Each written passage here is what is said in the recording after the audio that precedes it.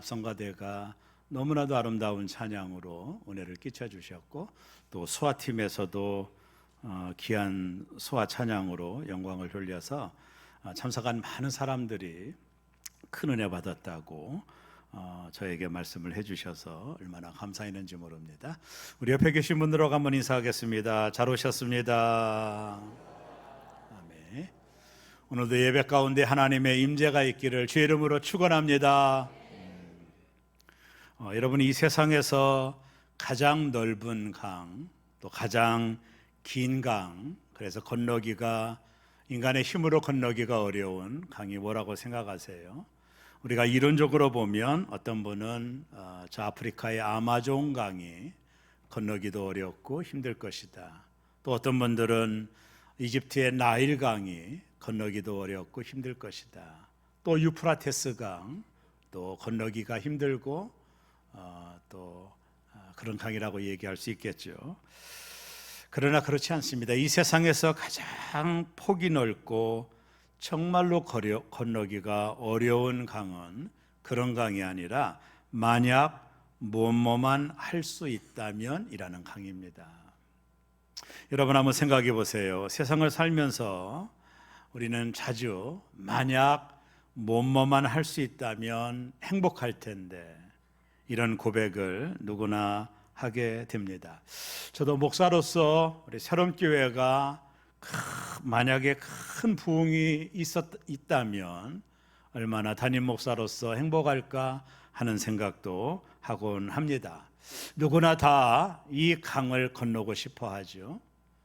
특별히 입시생들은 만약 좋은 대학에 들어갈 수 있다면 얼마나 행복할까. 노처녀와 노총각들은 만약 좋은 신랑을 만날 수 있다면, 또 좋은 신부를 만날 수 있다면 얼마나 행복할까, 이런 생각하죠.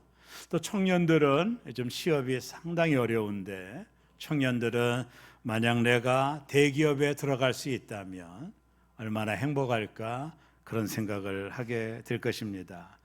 또 비즈니스 사업하는 분들은 내가 하는 사업이 만약 잘 될 수 있다면 나는 얼마나 행복할까라는 생각을 합니다. 누구나 이 땅을 살아가면서 이런 바람을 가져보는 것이죠. 그러나 이것이 현실에 와서는 얼마나 어려운 것인지 참으로 그런 것들을 느낍니다. 만약 못모라면의 강은 정말로 건너기 어려운 그런 강이다라는 생각을 현실적으로 동의하실 것입니다.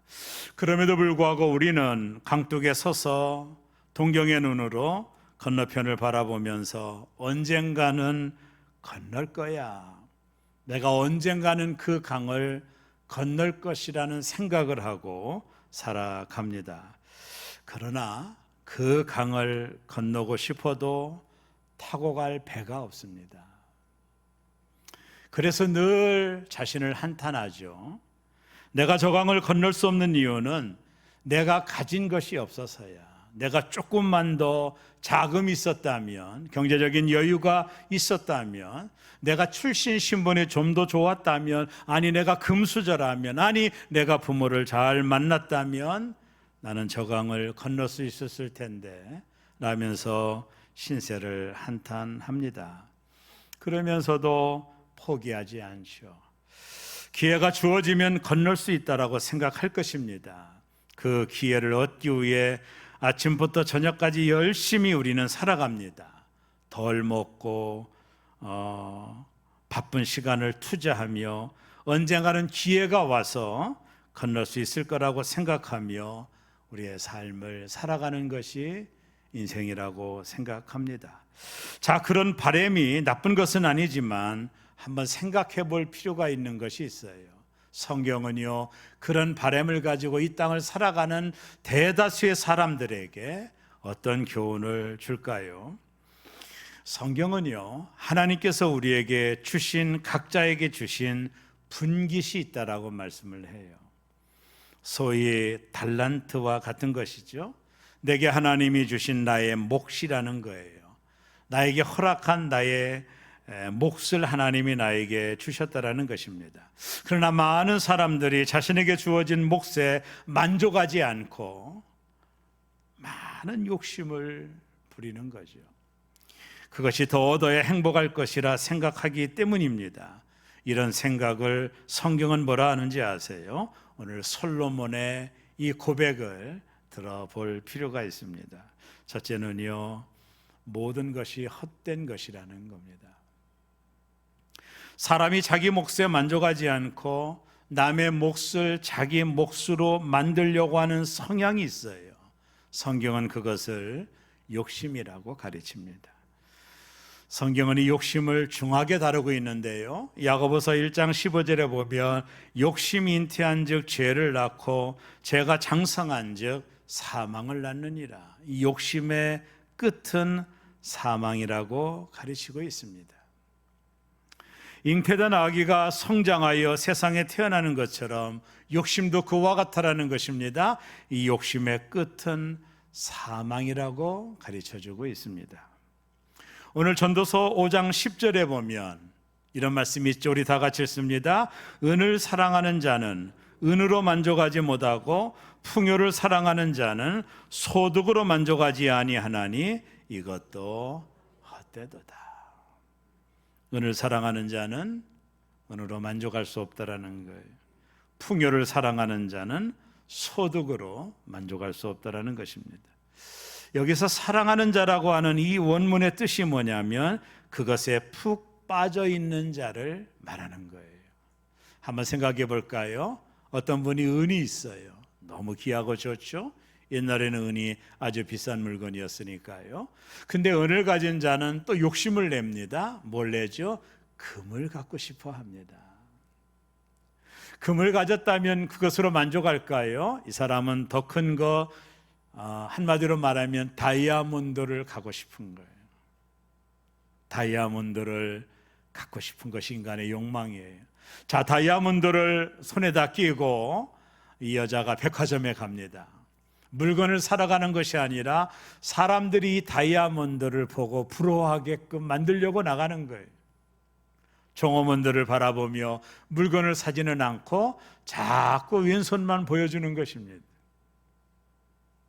사람들의 관심을 받고 싶은 거죠. 내가 이런 좋은 다이아몬드를 가졌다라고 자랑하고 싶은 거예요. 근데 어느 날 자기보다 더 캐럿이 높은 다이아몬드를 낀 아줌마를 만나게 됩니다. 그럼 이 사람은 절망합니다. 나도 더 열심히 노력해서 더 좋은 다이아몬드를 가질 거야 라면서 열심히 노력을 하고 애를 씁니다. 그러나 세상은요, 그것보다 더 큰 다이아몬드를 가진 사람이 너무나도 많습니다. 여러분, 은을 사랑하는 자는 은으로 만족할 수가 없는 거예요. 여기 나와 있는 풍요를 사랑하는 자는 소득으로 만족하지 못한다라는 말은 우리가 재산이 늘어나는 것은 행복으로 삼는다면 결국 그 소득으로 만족할 수 없는 거예요. 왜요? 언제나 나보다 더 잘 사는 사람이 있기 때문에 그렇습니다. 사탄은 늘 와서 나에게 속삭이죠. 저 강을 건너면 행복해질 수 있을 거예요. 사탄은 우리를 돈과 명예와 권력으로 유혹합니다. 사단은 이러한 욕망을 부추겨 사람들이 자기 삶에 만족하지 못하도록 만드는 것이죠. 속으면 안 됩니다. 욕심의 끝은 사망입니다. 혹시 그 강을 건너더라도 행복해지지 않습니다. 유명한 철학자 소크라테스가 이런 말을 했습니다. 이 세상에서 가장 부유한 사람은 가장 적은 것으로 만족할 줄 아는 사람이다. 오늘 전도서 5장 12절의 말씀을 주목해 보세요. 노동자는 먹는 것이 많든지 적든지 잠을 달게 자거니와 부자는 그 부유함 때문에 자지 못하느니라. 한 사람이 사업을 했습니다. 사업이 너무 잘 되는 거예요. 직원을 두기 시작해요. 2명, 3명, 4명, 10명, 20명이 늘어날 정도로 사업이 잘 되었습니다. 그러나 장사가 언제나 잘 되는 것인가요? 그렇지 않습니다. 어떤 때는 경제적인 어려움이 오면 이 직원들 월급을 줘야 되는 고민과 고통이 사업자에게 있는 것이죠. 그러나 직장에서, 이 사업장에서 월급을 받는 노동자는 먹는 것이 적든지 많든지 잠을 달게 자지만 받으면 되니까, 그러나 이 사업을 이끌어가는 회장은요, 잠을 자지 못하는 것입니다. 사업이 늘어나면 행복할 줄 알았는데 직원들 월급을 줄 문제 때문에 잠을 못 이루는 거예요. 차라리 노동자가 편히 잠을 자는 것이죠. 여러분, 기회비용 손실이라는 경제 용어가 있거든요. 이것은요, 우리가 무엇인가를 선택할 때 포기해야 될 것들을 의미하는 거예요. 이런 말입니다. 내가 어떤 물질에 대한 욕심 때문에 그것을 추구하며 인생을 살다 보면은요, 많은 것들을 잃어버리는 거예요. 가족들과 함께 행복한 외식도 할 수가 없고, 자녀들과 함께 좋은 장소에 가서 여행의 기쁨도 다 잃어버리는 것입니다. 이 돈을 추구하고 돈을 따라가다 보면, 욕심을 부리다 보면 그것이 나를 행복할 것이라고 생각하지만 그것을 얻는 동안에 내가 누려야 될 모든 행복들을 잃어버리고 마는 거예요.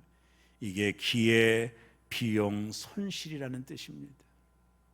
어떤 분은 화장실 3개 달린 집을 얻기 위하여 그 젊은 시절 가족과의 행복을 잃어버리고 그 아름다운 추억도 다 잃어버리고 나서 화장실 3개 달린 집을 얻는들, 그것이 행복이겠습니까? 어떤 노부부가 빵집을 운영했습니다. 너무 장사가 잘 되는 거예요. 아침부터 사람들이 빵을 사기 위하여 이 집에 찾아옵니다. 노부부는 열심히 빵을 만들어 사람들에게 팔았습니다. 근데 이 가게가 특징이 뭐냐면 오전 9시부터 오후 3시까지만 장사를 해요. 이 집에 가면 언제나 사람들이 줄을 서서 빵을 사려고 기다리고 있어요. 그러나 3시가 되면 여지없이 빵가게의 문은 닫아버립니다. 사람들은 더 이상 빵을 사고 싶어도 살 수가 없어요. 그 마을에 사업을 크게 했던 사업가 하나가 오전에 노부부를 찾아왔습니다. 할아버지, 할머니, 왜 그렇게 어리석게 사세요? 뭐가요? 아니, 할아버지, 할머니, 이렇게 빵가게가 잘 되는데 저녁까지 장사를 하면 돈을 많이 벌지 않겠습니까? 노부부가 대답합니다. 돈을 벌어서 뭐 하게요? 아니, 1호점도 내고 2호점도 내고 3호점도 내고 4호점도 내면 더 많은 돈을 벌 수 있지 않습니까? 그때 노부부가 사업가에게 이런 말을 했어요. 우리가 오후 3시에 문을 닫고 사랑하는 아내와 함께 아름다운 해변에 가가지고 조그마한 커피숍에서 아메리카 2잔을 시켜놓고 해가 지는 석양을 바라보며 커피를만 먹는 그 행복은 없겠죠. 그 행복은 누릴 수 없겠죠. 사업가는 아무 말도 할 수가 없었다고 그래요. 사람의 행복은 내가 가진 것이 얼마나 많으냐에 결코 달려있지 않습니다.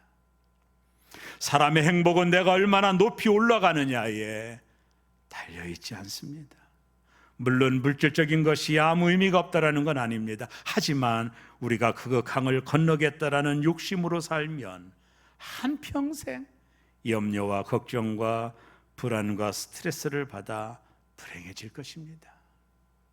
결국 다 헛된 것입니다. 사람이 욕심을 내면 두 번째는요, 바람을 잡는 것이라는 거예요. 여러분, 차를 타고 가다가 한번 해보셨나요?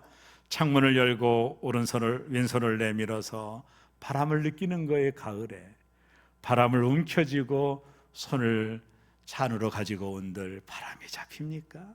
바람은 있었는데 잡히지 않습니다. 여러분, 중국 명언의 고사에 보면 권불 10년 화무 11홍이라는 말이 있어요.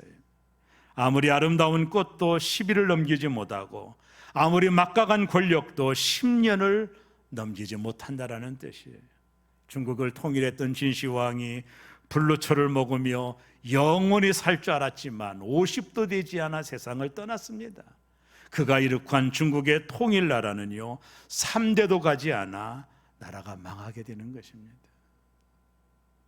아름다움도 세상의 부귀영화도 다 바람을 잡는 것 같은 것입니다. 잡을 수가 없는 것입니다. 오늘 전도서 5장 15절에 보면 그가 모태에서 벌거벗고 나왔은즉 그가 나온 대로 돌아가고 수고하여 얻은 것을 아무것도 자기 손에 가지고 가지 못하나니 16절에 이것도 큰 불행이라 어떻게 왔든지 그대로 가리니 바람을 잡는 수고가 그에게 무슨 유익하리야. 아무것도 가지고 갈 수 없는 것을 평생 잡으려고 살다가 이 땅을 떠날 때 아무것도 가지고 가는 것이 없는 것입니다. 사람이 올 때 벌거벗고 왔듯 갈 때도 벌거벗고 가는 것입니다. 수고하여 얻은 것을 아무도 가지고 갈 수가 없습니다. 마침 욕심을 부리고 움켜쥐려 했지만 그것도 다 바람을 잡는 수고일 뿐입니다. 우리가 이 땅에 올 때 빈손으로 왔듯 갈 때도 빈손으로 가는 것입니다. 오늘 전도서를 썼던 솔로몬은 다윗을 이어 왕이 되지 않습니까? 그는요 부귀영화의 절정에 있었던 사람이었어요. 후궁이 700명, 첩이 300명이었습니다. 한 명도 어려운데 얼마나 많았습니까? 1000명입니다. 1000명. 그는 쾌락의 절정에 있었던 사람이었어요. 여러분, 솔로몬이 지혜가 소문이 나서 사람들이 그를 찾아올 때마다 이 수레에다가 뭘 가지고 왔느냐면 금을 가지고 왔어요. 전도서에 보면 솔로몬이요 1년 동안 벌어들인 금을 오늘날로 환산하면 2조 원이었다고. 2조 원. 1년마다 2조 원의 금을 얻었어요. 그는 권력의 정점에 있었던 사람이었어요. 그는 자기가 눈으로 보는 모든 것을 해봤다고 그랬어요. 할 수 있는 능력이 있었고 할 수 있는 권력이 있었기에 자기가 눈으로 보는 모든 것을 다 해봤다라고 말을 했어요. 그런 그가 전도서 1장 14절에 이렇게 말합니다. 내가 해 아래 행하는 모든 일을 보았노라. 내가 해 아래 행하는 모든 일을 해보았노라. 보라, 모두 다 헛되며 바람을 잡으려는 것이로다. 이 고백을 한 솔로몬은 왕입니다. 그는 세상 것으로 자기를 행복하게 하려고 온갖 시도를 다해 보았어요. 그러나 행복을 얻지 못했습니다. 생각해 보세요. 우리가 아무리 노력해도 솔로몬이 누린 권력과 부와 쾌락 중 한 가지라도 그와 같은 수준으로 누릴 수 있겠습니까? 없습니다. 그런 그가 말합니다. 모든 것이 헛되어 바람을 잡으려는 것이다. 그러므로 행복은 물질에도 명예에도 쾌락에도 달려있는 게 아닙니다. 그럼에도 사람들은 행복이 마치 이런 것에 있는 것으로 내가 만약 뭐할 수 있다라면 그 강 앞에 서서 그것을 건너기를 소원하고 있는 것입니다. 이 모든 것이 바람을 잡는 것입니다. 다 헛된 것입니다. 히브리 말로 헤벨이라는 뜻이 헛되다라는 뜻인데요, 숨, 증기, 안개라는 뜻이에요. 제가 바닷가에서 목회할 때 아침에 차를 가지고 나오면 안개가 자욱합니다. 일을 보고 집에 들어갈 때면 그 안개가 어디 가는지 아무 데도 없습니다. 더덥고 일시적이며 사라지기 쉬운 것을 의미해요. 바람을 잡으려는 것은 실체가 없는 것을 붙잡으려는 헛된 노력이라는 뜻입니다. 전도자가 말을 합니다. 모든 강물은 다 바다로 흐르되 바다를 채우지 못한 같이 눈은 보아도 족함이 없고 귀는 들어도 차지 않는구나.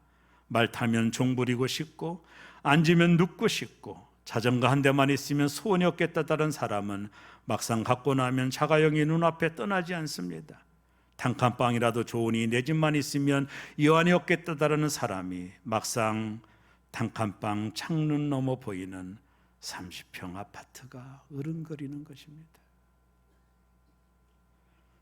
적당한 욕심은 발전을 가져오지만 그러나 과도한 욕심이라는 승용차는 브레이크가 없습니다. 어딘가에 크게 부딪혀야 그때 비로소 서는 것입니다. 브레이크를 밟으십시오. 그리고 만족하십시오. 그리고 감사하십시오. 그래야 참 기쁨이 우리에게 찾아오는 것입니다. 마지막, 그렇다면 우리는 어떤 삶을 살아야 될까요? 이 모든 것들이 바람을 잡는 것이라면 우리는 어떤 삶을 살아야 될까요? 셋째는요, 자기 몫에 만족하는 삶입니다. 하나님이 나에게 분깃으로 주신 것으로 만족하며 사는 것입니다. 오늘 전도서 5장 19절을 보세요. 또한 어떤 사람에게든지 하나님이 재물과 부유를 그에게 주사 능히 누리게 하시며 제 몫을 받아 수고함으로 즐거워하게 하신 것은 하나님의 선물이라. 하나님, 우리가 이 땅을 살 수 있도록 재물과 부유의 몫을 주셨다라는 거예요. 그 몫으로 만족하고 즐거워하는 것이, 그것이 우리의 삶이 되어야 되는 것입니다. 이제 그 건너